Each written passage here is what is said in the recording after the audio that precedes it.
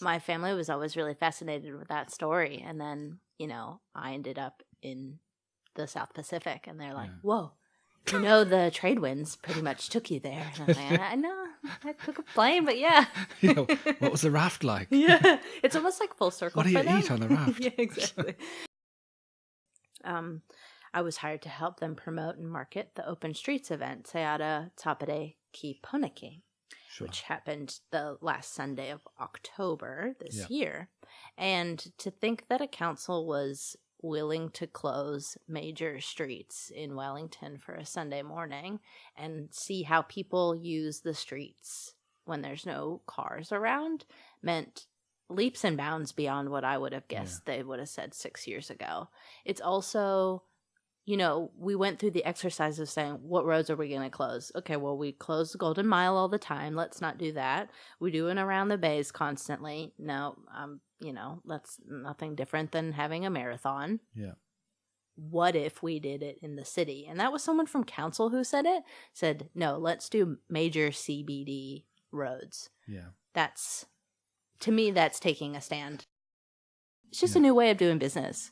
And I like to think that it's the future of how we do business. It's really going to transform the economy. So my background is in social enterprises in the United States and Australia. I worked for many, many organizations for the last 12 years, straight out of college or even during college, when it was sort of a new concept in the States, and forming, the foundations to how we measure impact, how we trade but don't just give back to our shareholders, how we divide all of this up, was something that was fairly new at the time. While you describe all this, because I've lived and worked in the capitalist world, deeply, forever.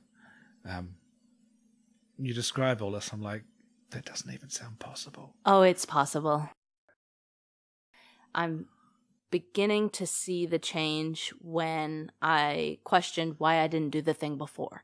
Yeah. And it's now because I see a leader in that position. I see a girl riding, on the velodrome. I see her doing the BMX jumps and stuff like that. And I'm like, I can do it too, because I see it in someone else.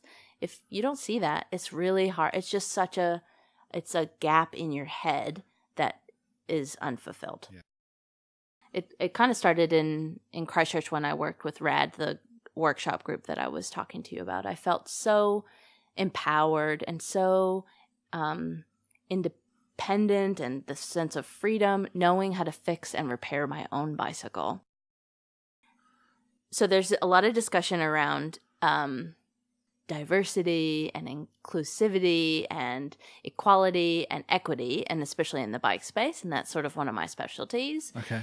As someone who has worked in a bike shop, I think it was imperative to me to be in a shop that was very open and honest about where they sat in that space, but also created a space. We physically moved our location and could make a new place, and wanted to be sure that place was had a feeling of, I don't feel like I'm walking into a bike shop, because that's very intimidating. I feel like I'm walking into someone's home, or I feel like I'm walking into a cafe that's very neighborly and it's got this good feel to it.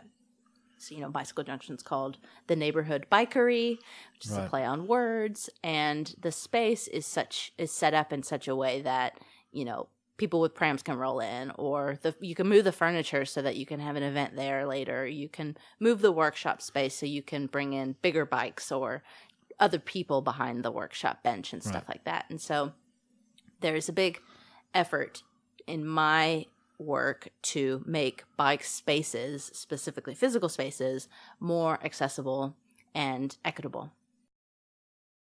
And I was writing it, and I thought, this cost them nothing to put in. This is literally just a path along the side of the motorway, and it was beautiful. They just happened to be room there. You could see they didn't have to knock down any houses or do anything destructive. They just opened up a path. But to sort of hear the noise about it and all the complaints about it, and all the, the amount of stuff that just comes up in the press about whether it's worth doing, And you put that against how trivial it is to put this little path in and let bikes onto it. It's amazing. Yeah, compared to the cost of a road. Yeah. And you really get some perspective, right? I think that's the latest sort of media attention I saw to it. And it's such a sexy thing to be arguing about for some reason. And that's really what drives me mad, is that it turns into a really toxic conversation online. Right. This battle of the road, or motorists versus cyclists, and you know, like, people really want to talk about it, and I'm fascinated by that itself. Like, what's so great about that? What's the big deal? Yeah. Yeah. And you sort of have to, I mean, it's, God bless the advocates who are out there really fighting the good fight at that point, because it's a tough argument, and I think there's a real opportunity to educate people on, you know, how to use the road. Yeah. So there's a few here now. There's Mechanical Tempest, who's moved around a few times, but now is located in Newtown. Right. The site of an old petrol station, which is cool. Yeah. Along with Re-Bicycle, the group that repairs bikes to give to refugees. Okay. There's Bike Space, which is a container located at Civic Square. I've seen that. Yeah. Yep. That also is a space for people to repair and maintain their own bikes and just learn from doing. Break something. You're in a safe space. Figure out how your brakes work. Figure out how your gears work. Figure out how to take off that, you know, that tire and fix a flat. You know, that's huge. Yeah, well, the other day somebody said, oh, look at these guys in these suits on these scooters. They look like kids, you know? And I thought, what's wrong with that? You know, like, what does it say about you that you have a problem with someone who looks like that? You know, they're having a good time. What's so wrong with that? Yeah. Are you offended by that, or what? I didn't understand that comment. That was really weird. And I thought, I wish I was him. I wish I was on the scooter. Like, look at me. They would look cooler on skateboards. Of course. Duh. Skateboards are the coolest. Is that? Yeah. That's the whole point. That's the thread there. Having broken my head. Other things we'll see this summer. Evans Bay construction is going to start. There's a cycle lane and path going out there and the bays over there. So is that going to go right around the bay? Yep. Yeah. Right around Evans Bay. The Newtown connections. So Berhampore, Mount Cook, Newtown connection from Berhampore to the basin. That's under consultation right now. And that will, hopefully, a decision will be made on what the design will be by Christmas, and then construction starts early next year. Right. So those are pretty big. They'll finish Hut Road, which is the connection between the Hut and the city on that cycle lane there. I believe there's some work going in the gorge, so like the connection from Petone to town. Okay. What else? Thorndon Key has a cycle lane that's going to be completed. Yeah. In that time as well. I think that might be it. Holy shit. I know. This is amazing. Holy shit is right. It's a lot. Yeah. And that's a lot of change for a lot of people. And it's exciting change. It's just a lot.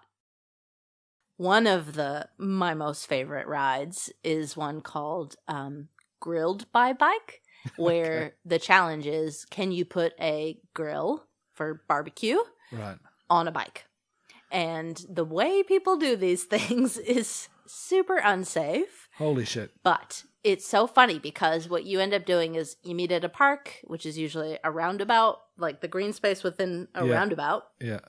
Everybody fires up their grills, and then everybody gets on the bike and starts riding. And then this like smoke follows this crowd of like sausage smell and like chicken or veggies or whatever, of burning grease. Exactly. Through like an entire suburb, and then you end up at another park and everybody eats the thing that came off the bike, and it's hilarious to see. So mad. And you could just follow them up because like sausages and things would fall off. Everything's falling off. No, there's like there's no grill that's like meant to go on a bike, if you will, but people will try their darndest. And some people have done it for years and like really perfected it, and of course their sausages aren't falling off. Wow. But there are some that are just like new to the game, and there's hot coals down the road, and you're like, okay, everybody stop, we need to figure this situation out. Health and safety.